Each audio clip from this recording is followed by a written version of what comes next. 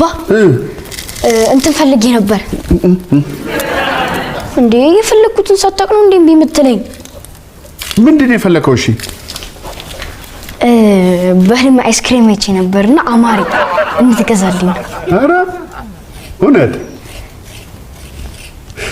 የሚገርም እኮ ነው እኔ ደግሞ ምን አየው መሰለ በህልሜ እንደዚህ ገደል አፋፍ ላይ የቆምኩ ይመስለኛል ብር ይዤ እና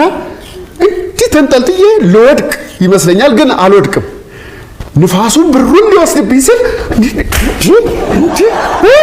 ብዬ ስታገል ነጋ ሳልሰጥ ብሬን ለንፋስ ቀላል እና አይስክሪምስ አንተ እንዴት ነው እንደዚህ ተጨማለከው በህልምህም በእውነትም አይስክሪም መላስ ያምራል ምን ይላል እማ ወይዬ ጌታዬ ወይዬ በህልም አይስክሪም አይቼ ነበርና አማሪ ትገዢልኛለሽ አይስክሪም ምን ችግር አለ ጌታዬ አንድ ጊዜ ስራዬ ልጨርስና ለአራት ወተን ተዝናንተን አይስክሪምህን ገዝቼልን እንመለሳለን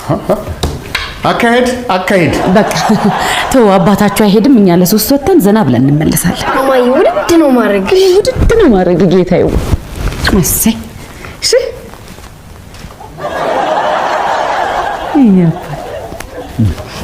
ምን እያደረግሽ እንደሆነ ታውቆሻል